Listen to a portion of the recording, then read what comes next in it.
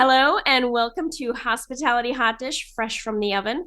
I am Kate Conroy, Vice President of Strategic Partnerships here at Hospitality Minnesota, which is a member-driven organization dedicated to educating, supporting, and advocating for Minnesota's hospitality industry. What you can expect from the Hot Dish are conversations with restaurants, hotels, resorts, campgrounds, and the allied members who support those businesses in the state of Minnesota. We release a new episode every other Thursday, so be on the lookout for those. If you're listening to this early in January of 2024, we launched with 3 episodes in the can.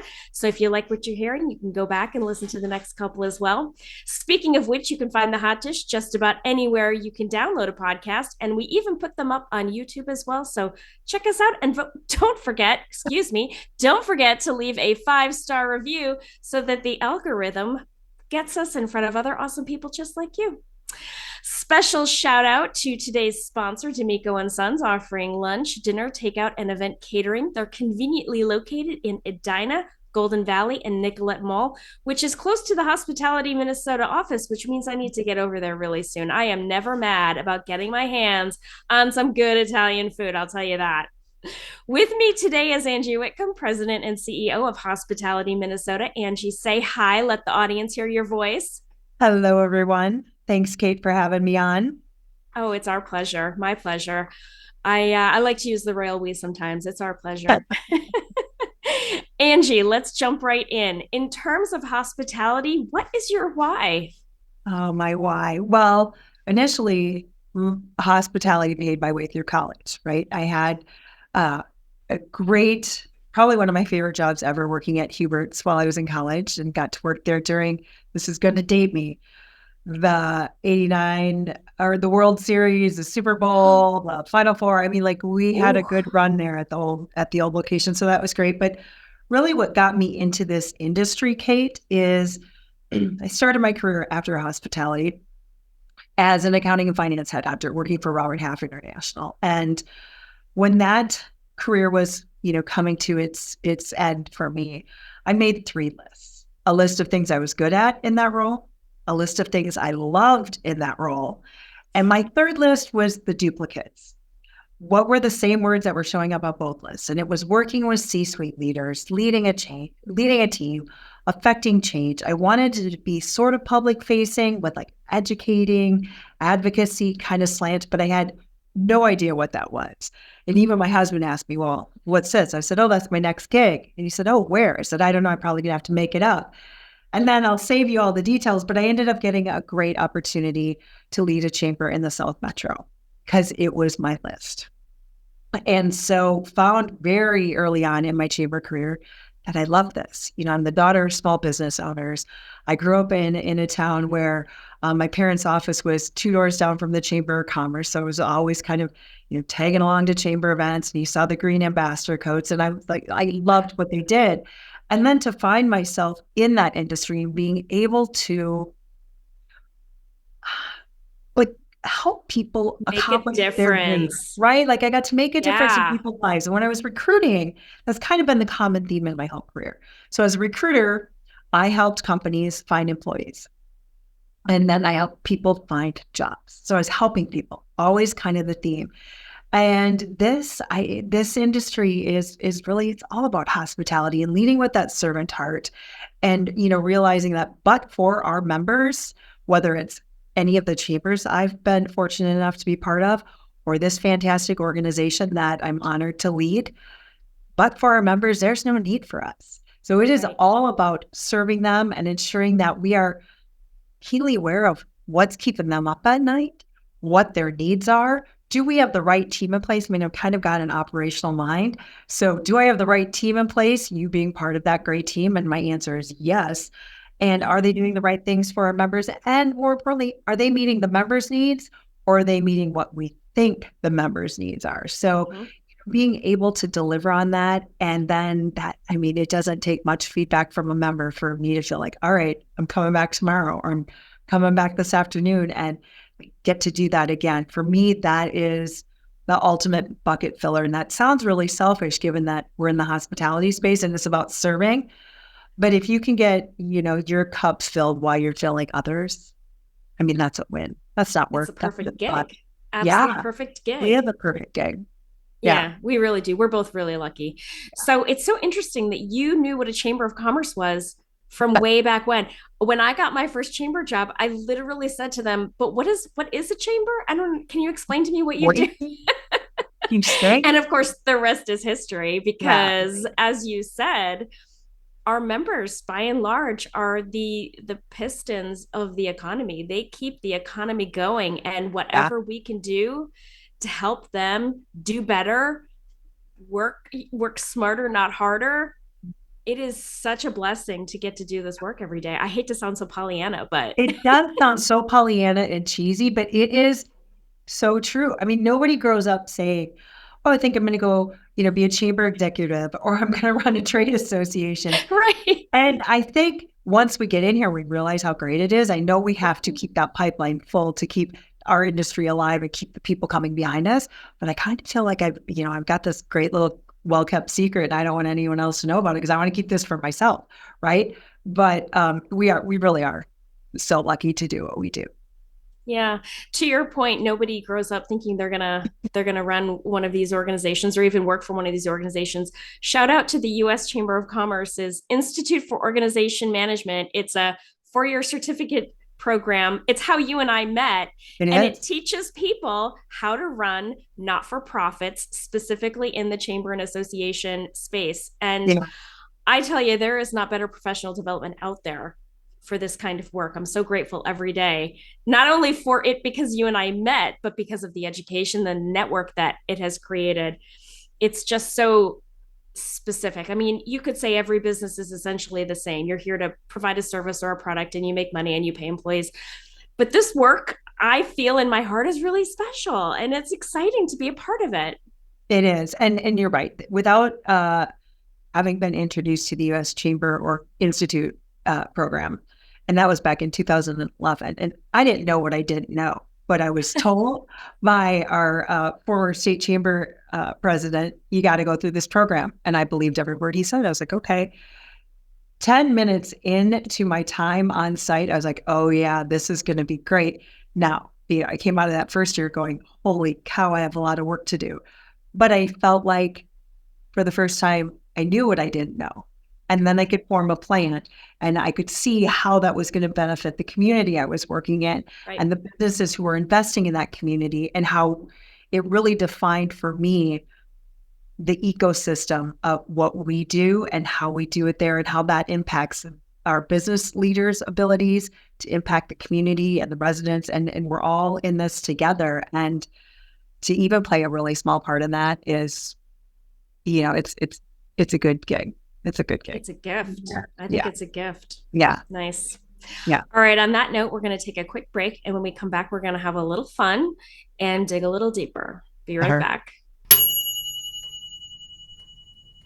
And we're back. Angie, thank you so much for a great first half. We are going to dig a little deeper now. Here's a hard hitting question for you. What is your favorite Minnesota escape? Now, be careful because you run the Hospitality Association. No favoritism, right? Pete, that's a horrible question to ask somebody with my job. Listen, I have lived in this state my entire life. And there's not a part of it I don't love. And I know that sounds ridiculous. I grew up in Albert Lea. I love the lakes. I love southern Minnesota.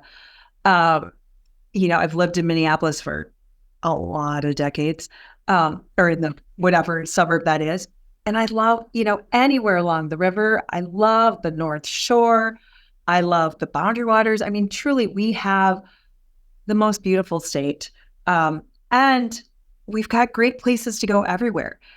And, like I could pick up a million favorites. That's not even true. Like, that's like asking, well, I who's know. your favorite kid? I know. Yeah. I love you them know, all the same.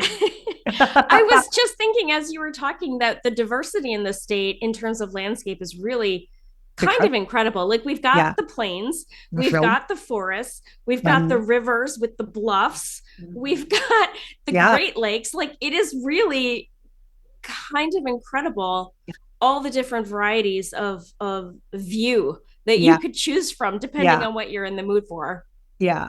And I always, say those who know me know that, if money were no object and I didn't need to work and I could pick any place to, else to be, I'd park myself in a beach chair on the South Shore of Martha's Vineyard with a book and a bottle of wine. Um, and so, like, if I'm always drawn to the ocean, and I think that's what I love the most about the North Shore. I mean, we have Lake Superior, and that body of water is alive and incredible, and so Yeah. it fills that bucket. I don't need to move anywhere. Like, I can go visit the ocean, but I have all of it right here. And to your point, the diversity of our geography is incredible, and Yeah. so where the And you know what? Mississippi starts. There are no hurricanes on Lake Superior. So Yep, it's yep, yeah, safer yeah, safer in right, that regard. yeah, Oh my gosh. yeah. Okay. Last question, Angie. What keeps you up at night? And I know that that's a loaded question because, you and our GR person, Jill, who's Yeah. fantastic, you do a lot of work in this space with advocating for the hospitality industry. And there's got to be a lot that keeps you up at night, depending on what piece of legislation is coming down the pike. Yeah, I mean, and I think you hit the nail on the head, Kate. Or yeah, Kate. I almost called you Jill. What keeps I'll me up take at it. night? My team, learning my team's names. No, I mean, when I first started this job, um, it was, do we have the right people in the bus to meet the needs, and what do our members think? And oh my gosh, and it was in the middle of the last legislative session, which was very busy for all of us. And we joked, Jill and I joked our way through that last session, like, oh my gosh, it's like a game of, legislative whack-a-mole. So, but it does keep me up at night, like what's coming through the legislature? How is it going to impact our members? And to be fair, that's not always a negative, right? How is it going to Right. positively impact our members? And how are we telling that story?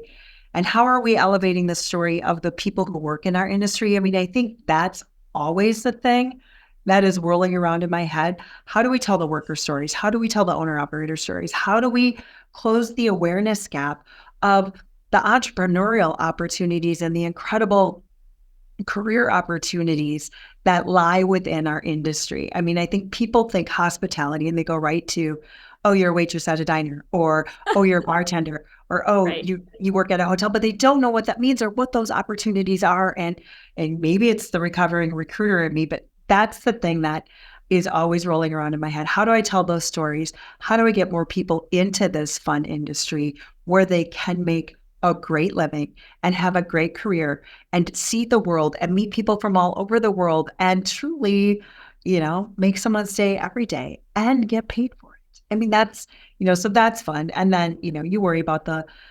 legislative, initiatives and agendas that are coming down the pipe, and you make sure that even more so than protecting them, it's just educating our members and making sure that they've got the things they need, whether it be a toolkit or information or facts versus the rumor mill, right? I mean, Yeah. we all know how that works. I mean, I don't know when this is dropping, but Earn Sick and Safe Leave goes into effect January 1 for the entire state. And when we did a quick poll of our members asking how many of you feel prepared, we had answers that, quite frankly, were shocking. I mean, they were confusing with paid family medical leave, or they'd never heard of it, or like, oh, I thought that was just in Minneapolis. Right. And so breaking it down into manageable, not dumbing it down, but manageable, like, okay, here's what it means. Here's steps you need to take. And here's how it rolls out. Then putting that toolkit and then just making sure. So it's really about just arming our members. And I need to say on this podcast, um, when I say the word member, it's like the use of the royal we, right? Yeah. I view any employee, owner, operator, partner of the hospitality industry as one of our members, because the work we do benefits the industry, not just the people who have opted to support this work by joining our organization or donating to our education foundation or working within, sponsoring one of our events. It's not just those folks. Those folks, keep us paid and allow me to hire a great team. The work we do, though, should and does elevate the hospitality industry across this entire great state. Any last thoughts? I would be remiss if I let this opportunity go by without thanking our members and our board of directors, both on the foundation and the Hospitality Minnesota Association, for not only the work they do in our industry, but the support and work that they do for us here on our team. We have a great team. We are starting the new year with 9 of us, which is exciting, and rolling out new programs. And I would just, want to say thank you to those who support this work, but then also encourage those who are maybe listening to us for the first time or wondering, what is Hospitality Minnesota? What do they do? Check out our website, check out our programs, have a conversation with us. And at the very least, if you've got an issue, call us. I mean, we are here to serve and help. You don't have to be part of the club. We invite you to be part of the club. We invite you to be part of our membership, but we're here to help you, period. And so we just want more people to take advantage of what we're bringing to the table every day. Fantastic. That was awesome. And that is the show. One last shout out to our sponsor, D'Amico and Sons, offering lunch, dinner, takeout, and event catering. They're located in Edina, Golden Valley, and Nicollet Mall. Angie, thank you so much for joining me today. Just an FYI, Angie will be a frequent guest. I know we'll see you again soon. And thank you to all who are listening, and we will see you again next time. Bye, everyone.